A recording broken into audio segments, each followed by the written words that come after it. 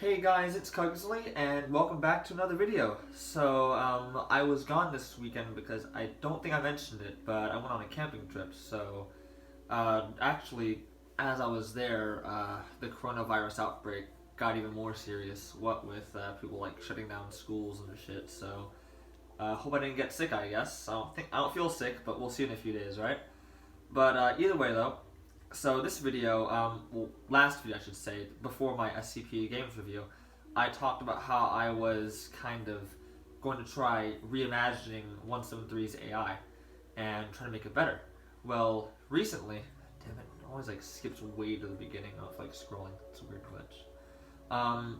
So recently I kind of had a breakthrough. I figured out how I can kind of make 173 smoother, more 173-ish, I guess. So, here it is. So with the previous iterations, I guess, of 173's AI, he would move, but you would see him move right after you finished blinking. So you'd actually see him go closer. You see him go to one place, right? It was very glitchy. Well, about yesterday, like late yesterday, and almost all of today, I've been working on fixing that and adding some new parameters, making some new adjustments. And I made it to where 173 is almost exactly like the containment breach version, and in some cases, maybe not slightly better, but better in some parts. So we're gonna get onto that and do it now.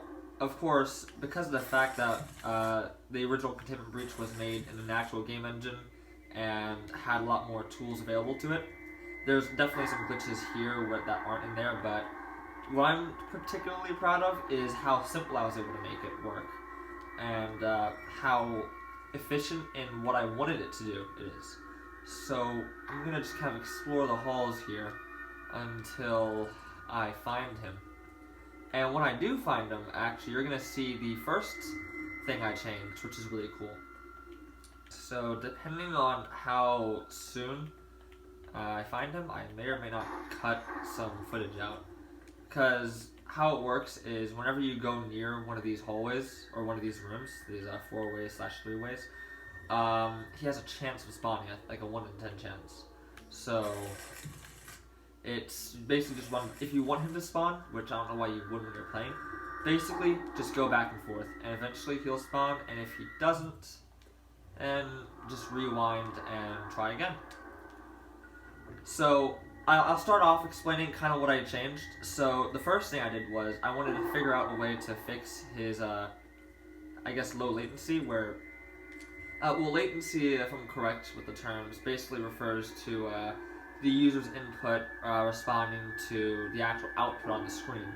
Well, in this it's more like response time of the AI, but the general idea still remains that the AI stops moving after the signal's been put to stop moving because there's a small delay. And to fix that, what I did was when the user blinks, what happens is it sends a signal saying, user's blinking, make 173 move. And what I did was, within that blink, there's actually 0.5 seconds, I think it was like, I don't know. There's a 0.5 second delay. So what happened, I guess I'm on safe now. So what I did was, I made it to where, for 0.4 seconds, 173 can move, but on that 0.5 seconds, on that next 1/10 of a second, he stops moving. So he stops moving just before the player opens his eyes, making it seem like he was never moving to begin with, just like it kind of appeared there. So I'm like really trying to find 173. Typically he spawns eventually by now, but I think I'm gonna cut to when he actually appears, because I do not want this video being unnecessarily long again. So yeah, I will see you guys when I find him. Alright guys, so I found 173. Now, I already opened the door to see him, which kind of ruins it, but I'll explain what happened. So basically, in the previous updates, whenever 173 was in the room next to you, he would travel to the door that that's between you and him, right? And but that kind of ruins the immersion slightly, because then it's like it always knows where you are. I don't want that. I want it to be where once it sees you, it knows where you are, and then it starts like going to doors and stuff like that, or going to sensors of rooms. So basically, I added in some parameters, and I'll show you all that later when I go into 173's AI more in depth. But this is showcasing what it can do. Now I found it. It's gonna be a pretty short video, at least in terms of this part. So here he is. So there's 173 in the corner there, and watch how he moves. Blink. So he just appears there, which is really cool. So now if I move over here, and I blink. Of course, oddly enough, I've never seen it. That's odd. He seems to be like trying to look. Oh, now he's not. So one problem I noticed I'm trying to like fine tune is that I kind of changed his turning speed to make it to where he turned faster. And oh yeah, by the way, the player's line of sight is slightly shorter than the fog, and so you can kind of see him move. Like he'll appear like that. So that's like small stuff I have to fine tune out, but. When he's not turning, he does it really smoothly, but when he is turning, he sometimes overshoots and does like a one. Oh, god damn, okay. That's a new glitch. So, yeah, there's still a few things kind of glitchy with it, but this is the general idea where I kind of fixed his lag problem. And, okay.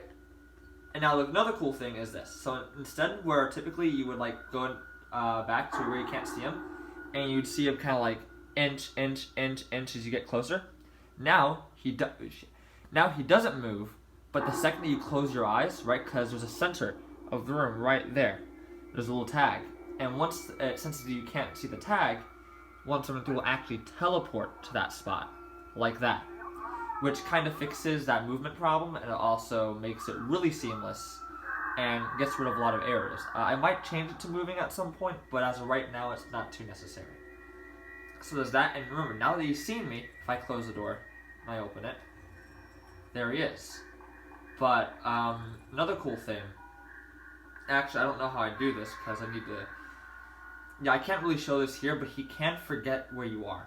So there's a timer in here, right? Once he sees you, a timer slowly goes down, and once it goes down, he, in quote, forgets that he saw you, and that basically it makes it where he's not constantly following every single time. Or at least 24/7, I should say. Not every single, he should follow you every single time, as opposed to running away. But yeah, so that's kind of like the updates where I'm at now. Shit, about to blink. That's the updates where I'm at now with 173, and it's making good progress. Like, there's a few things I had to fix, like, he moves so fast now, I don't know what's going on, but like, the map seems to forget that he's there, and it spawns 2 of them, and I think I fixed it. It shouldn't be doing that. Okay. It shouldn't be doing that anymore, so that's fixed. So as of right now, it's just fine-tuning like small movements when he's not supposed to be moving, like I can see him. That's mainly because of complex shapes like those little off-hanging pieces right there on the doors or whatnot, and see like that. So there's a few things you gotta fix, but alright. But other than that, it's just about complete. So what I'm gonna do is next video, I'm gonna go into how I did it, because again, we're already like 8 minutes long. Let's cut it there. So I hope you guys enjoyed the short demonstration. I hope you guys enjoyed the short demonstration, and I guess he's here to end the video. And yeah, I'll see you guys in the next one, so bye.